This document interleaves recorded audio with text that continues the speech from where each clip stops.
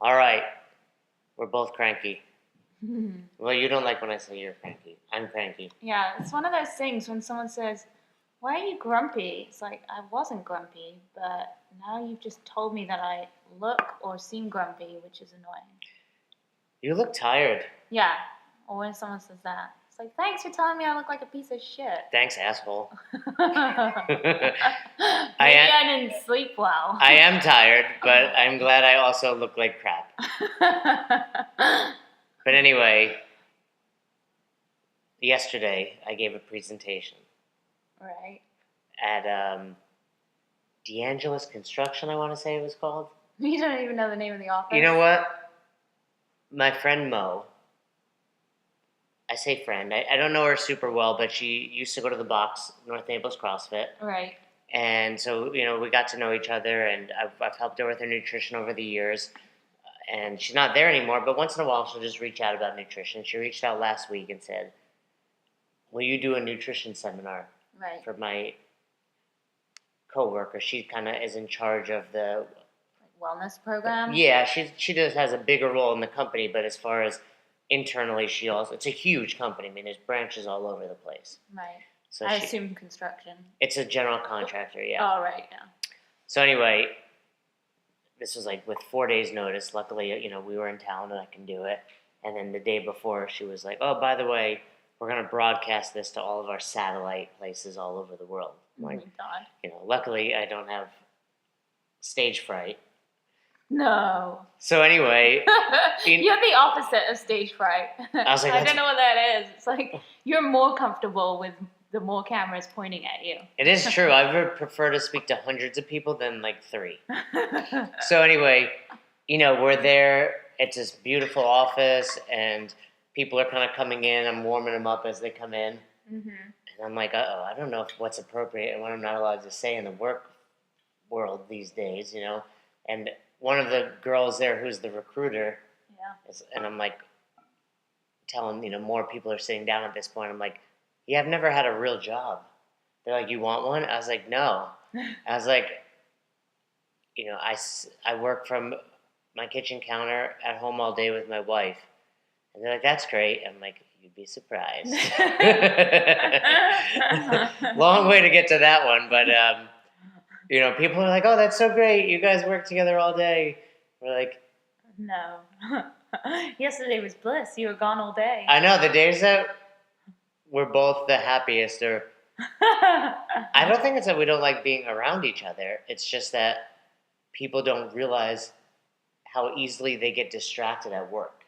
And imagine you had an office that was just 2 people and 2 dogs, and mailman comes by, and someone comes by to fix a fan, and it's like you're constantly getting distracted. It's like that Portlandia sketch. Yeah, I work from home. Right. Can you just be home when the TV guy comes over? No, I'm at work, but you're at home. We've gotten better, though.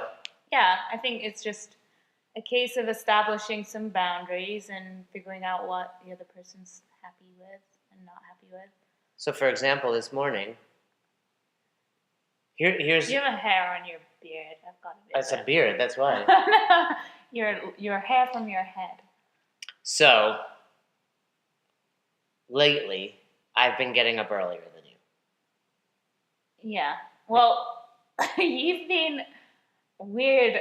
You're so funny how you change tracks all the time.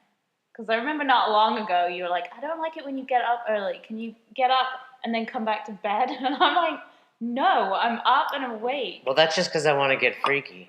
Right. But then now all of a sudden you're like so hyper about getting work done and I literally... whatever your new routine is, that you're like hopping out of bed the minute you wake up and dealing with the dogs, which is awesome. I literally... And then hitting your laptop, like getting to work.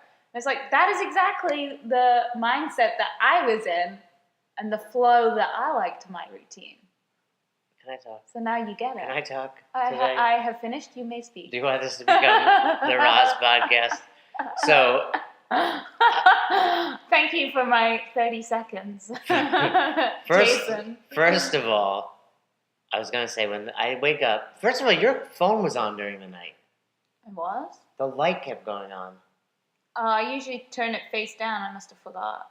I was like passed out last night. I was so tired. I know.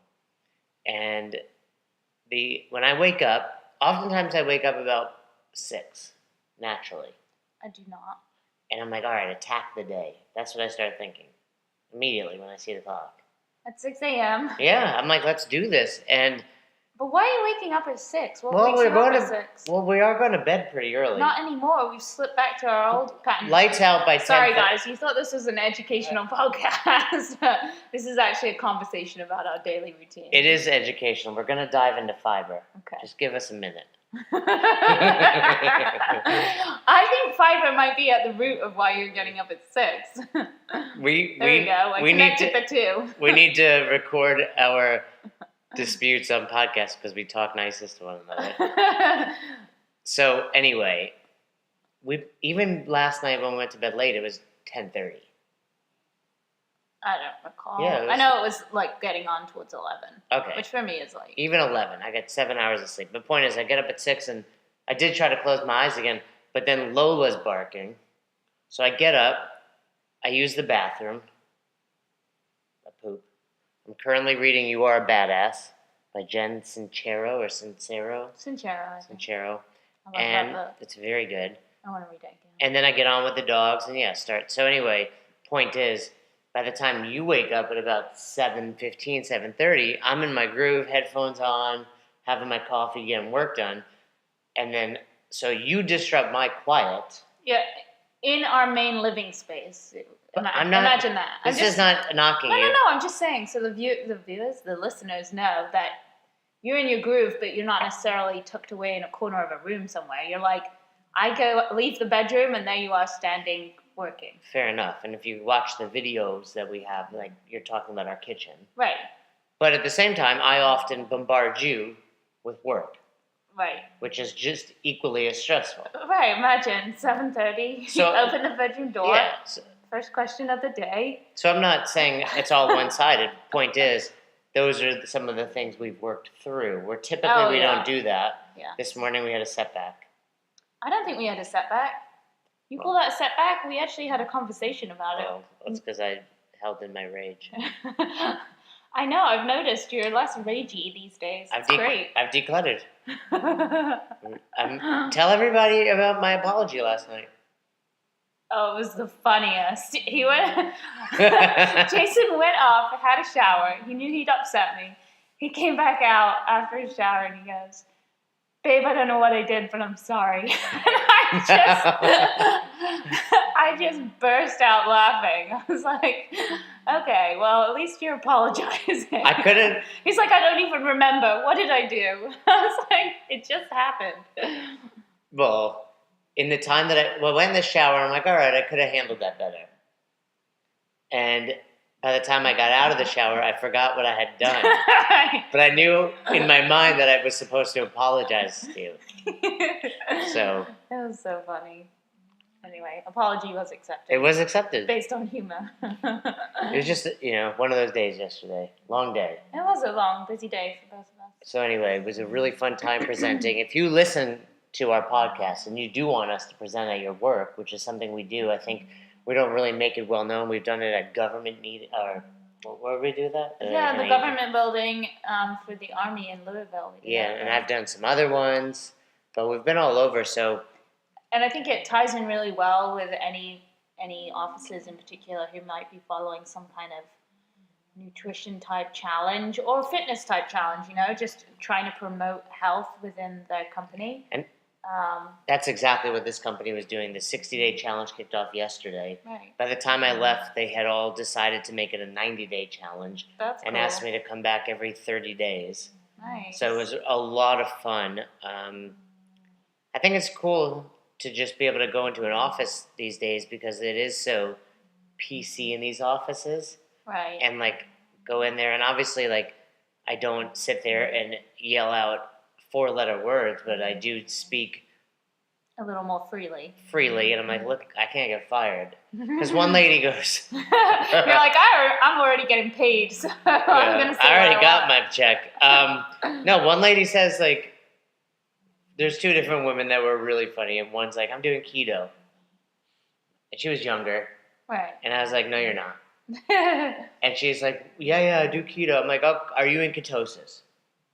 And she's like, well, and I was like, see, you're not doing keto. Right, because if you are, then you are checking your ketones. So, and, got to the root of that. And then another lady was like, yeah, but what about fruit? My doctor told me I shouldn't have so much fruit. And I said, your doctor is dumb. I do freaking hate that piece of advice. Like, for people to cut down on sugar, it's like you're telling people to diminish good quality foods. Like, that's not Last good night, advice.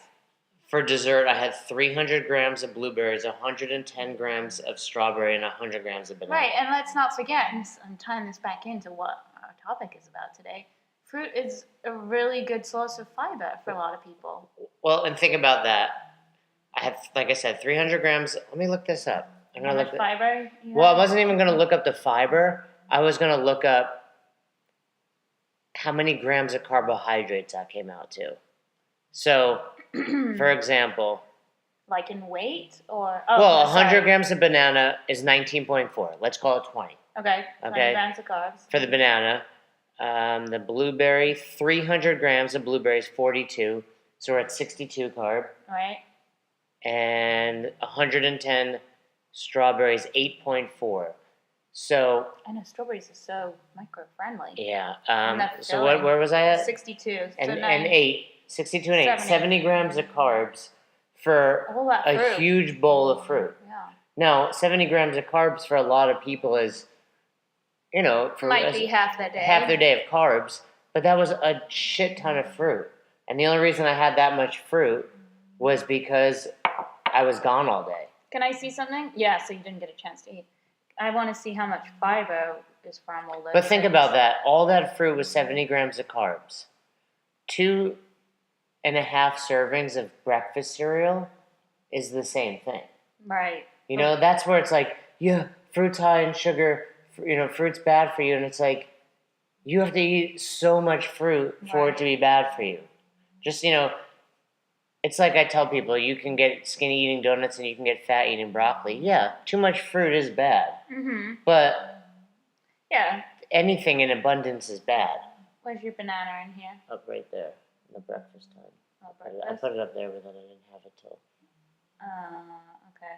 So, not as much fiber as I would have expected, actually, but almost 11 grams of fiber from that 70 grams. Still, that's pretty good. Is it? Yeah. Wow. I mean, I've been keeping my eye on fiber. All right. So we're going to dive into fiber, and we're also going to be recording this on video for later use. You look all right? You ready to record, Roz? I mean, it's my morning face, so it's as beautiful. It's as good as it's going to look. I love it. So we are talking about fiber, and if you've been following our blog at whatyourEating.com, is it / or /?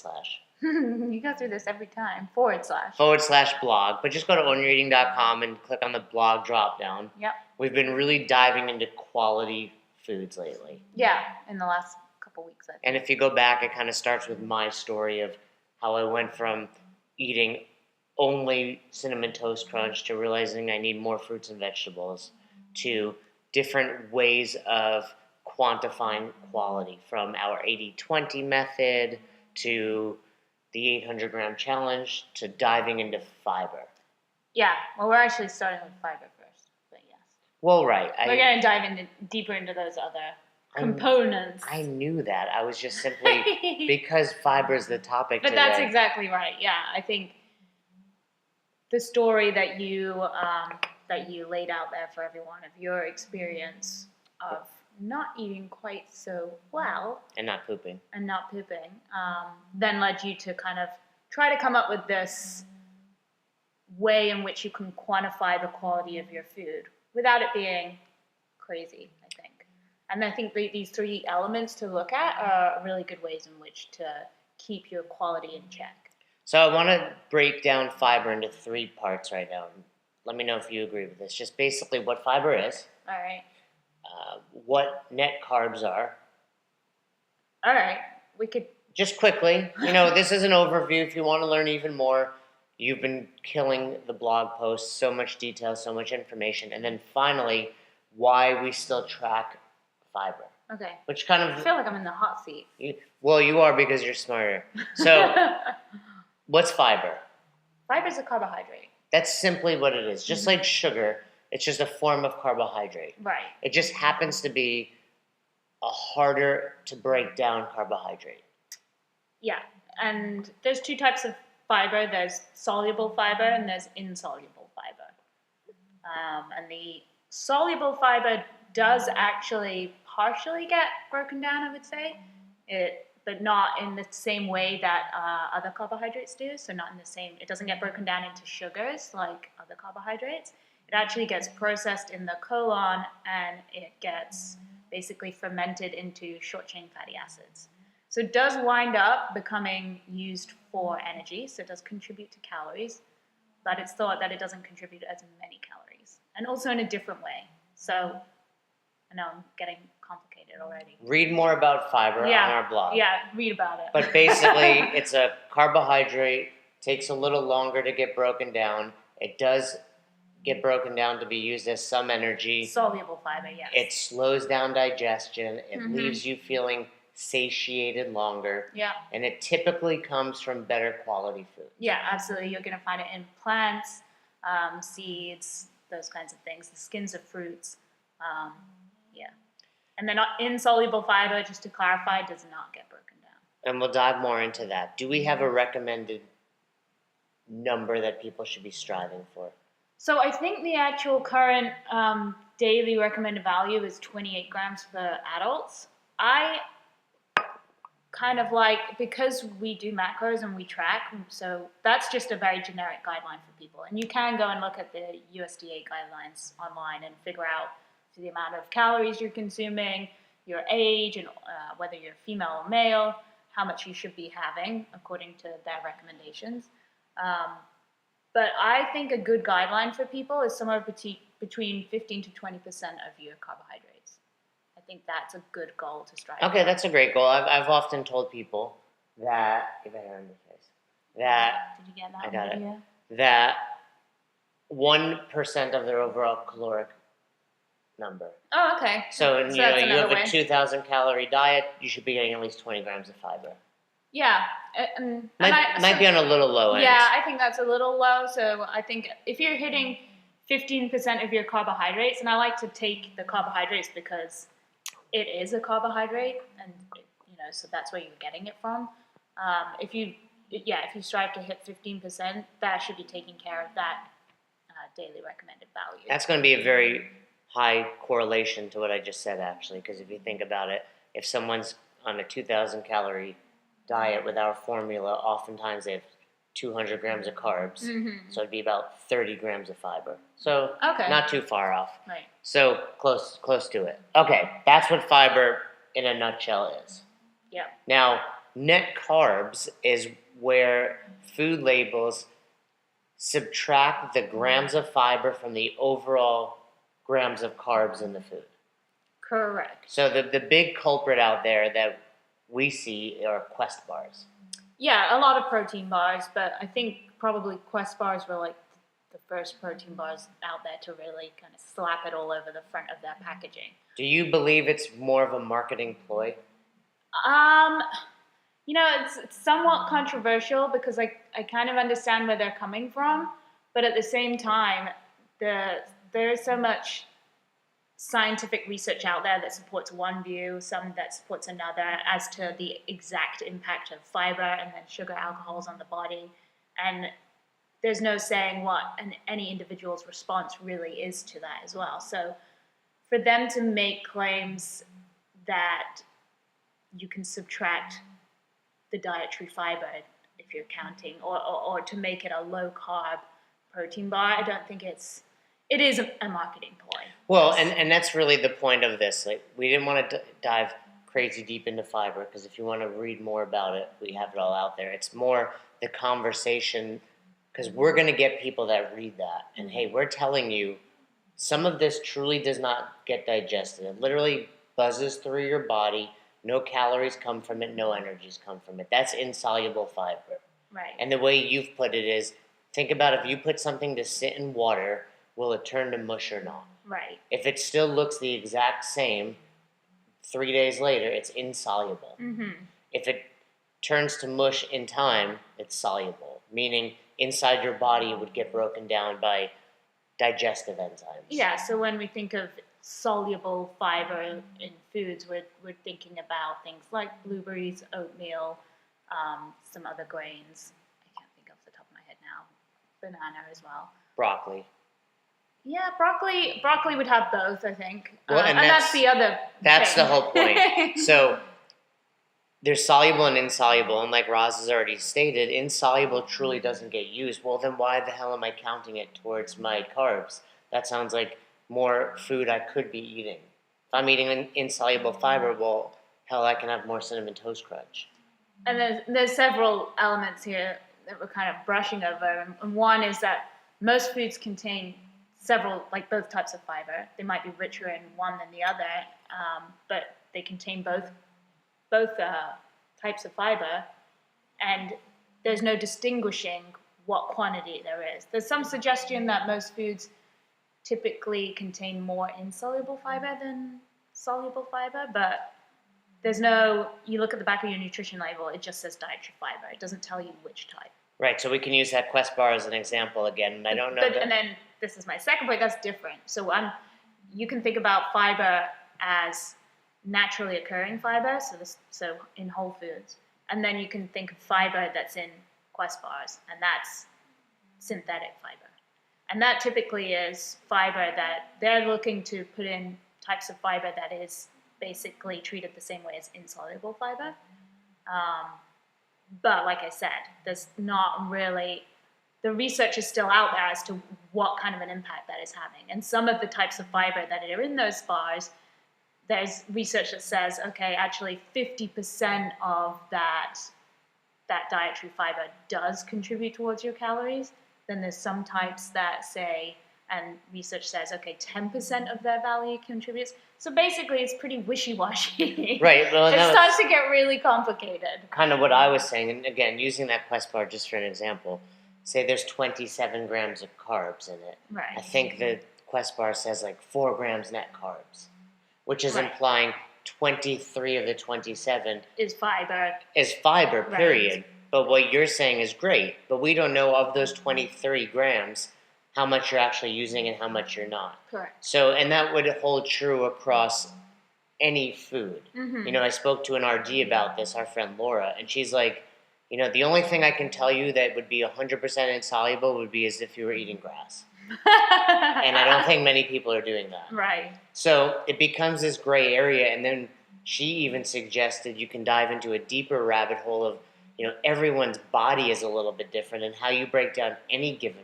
food will be different of how much you use versus how much you don't use. Mm-hmm. Things like corn and beans. Mm-hmm. You know, some people digest it better than others. Correct. And that's down to the types of enzymes that you have in your gut and in your colon. So, which means and you know, bacteria. we should all be getting tested for all sorts of things like that. Right. But at the same time, the reason, if you've read our blog posts or you are stumbling upon this or found anything about fiber in the past and you're like, this doesn't make sense, why am I tracking it?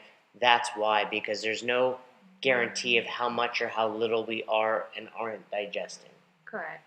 So the simplest way really is be consistent. I would, you know, personally, and this is what we do, we track fiber, right? We count it towards our carbs. We just count it, right, yeah. We count it, we track it. I wouldn't say we count fiber, we just track our carbs. Right.